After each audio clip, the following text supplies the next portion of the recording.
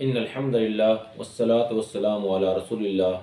اعوذ باللہ من الشیطان الرجیم بسم اللہ الرحمن الرحیم انما المؤمنون الذین آمنوا باللہ ورسولہ ثم لم يرتابوا وجاہدوا باموالہم وانفسہم فی سبیل اللہ اولئک هم الصادقون۔ سورۃ الحجرات کی آیت نمبر 15 میں اللہ تعالیٰ ارشاد فرماتے ہیں کہ مومن تو وہ ہیں کہ جو اللہ پر اور اس کے رسول صلی اللہ علیہ وسلم پر ایمان لاتے ہیں، ثم لم یرتابوا، اور پھر اس میں وہ شک و شبہ نہیں کرتے، اور اپنے مالوں اور اپنے جانوں کے ساتھ اللہ کے راستہ میں جہاد کرتے ہیں، یہی لوگ سچے ہیں۔ کلمہ طیبہ جو ہم پڑھتے ہیں، اس کی پہلی شرط جو ہے وہ ہے علم، کہ کلمہ طیبہ جو ہے اس کا جب تک علم نہ ہوگا اس وقت تک ہمارا کلمہ جو ہے وہ معتبر نہیں ہوگا۔ اس کلمہ کی جو دوسری شرط ہے وہ ہے یقین۔ یقین ایمان کا دوسرا نام ہے۔ اسی لیے اللہ تعالیٰ نے فرمایا کہ مومن اصل میں ہے ہی وہی لوگ جو اللہ پر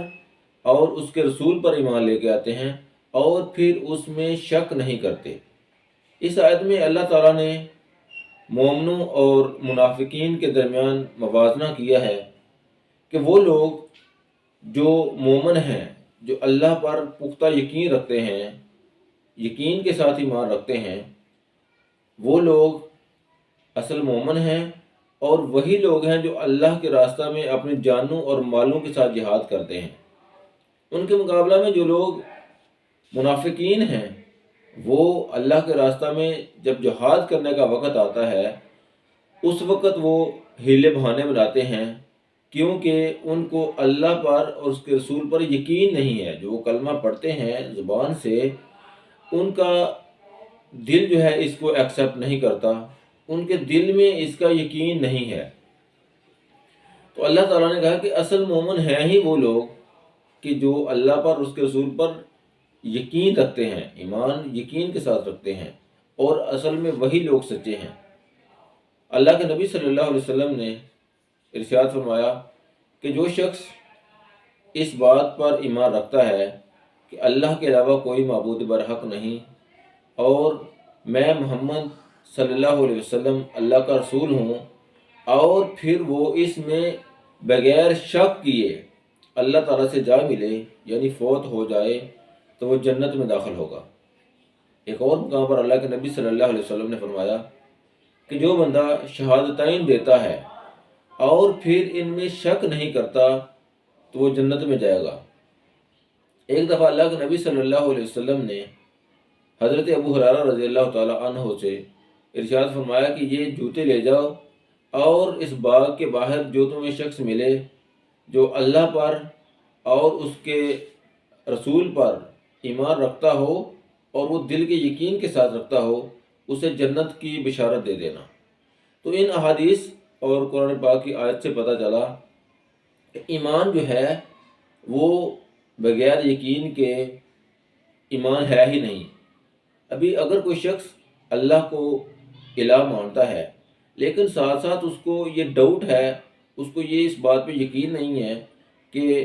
اللہ کے ساتھ جو شرک کرتے ہیں، جو عیسائی ہیں، جو ٹرینٹی کا عقیدہ رکھتے ہیں، جو تثلیث کا عقیدہ رکھتے ہیں، وہ سمجھتا ہے کہ یہ بھی صحیح ہو سکتے ہیں، شاید یہ سچے ہیں، تو اس کا مطلب ہے کہ اسے ابھی تک یقین ہوا ہی نہیں اور وہ ابھی کفر سے نکلا ہی نہیں۔ جو یہ سمجھتا ہے کہ اسلام جو ہے وہ سچا مذہب ہے، اللہ اس کے رسول نے جو ہمیں دین دیا یہ سچا ہے، لیکن عیسائی بھی تو اہل کتاب ہیں، وہ بھی تو ایک اللہ کے رسول کے امتی ہیں، وہ بھی تو آسمانی کتاب کو مانتے ہیں، تو شاید وہ بھی جنت میں چلے جائیں۔ یا یہودی جو ہیں وہ بھی تو آسمانی کتاب کو مانتے ہیں، اہل کتاب ہیں۔ ابھی اگر اس کو اس بات کا یقین نہیں کہ اللہ نے جو ارشاد فرمایا ہے کہ مومن تو ہے ہی وہی جو اللہ پر اور اس کے رسول حضرت محمد صلی اللہ علیہ وسلم پر ایمان رکھتے ہیں اور پھر اس میں شک نہیں کرتے،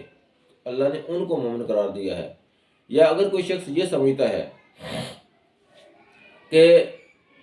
جو ہندو ہیں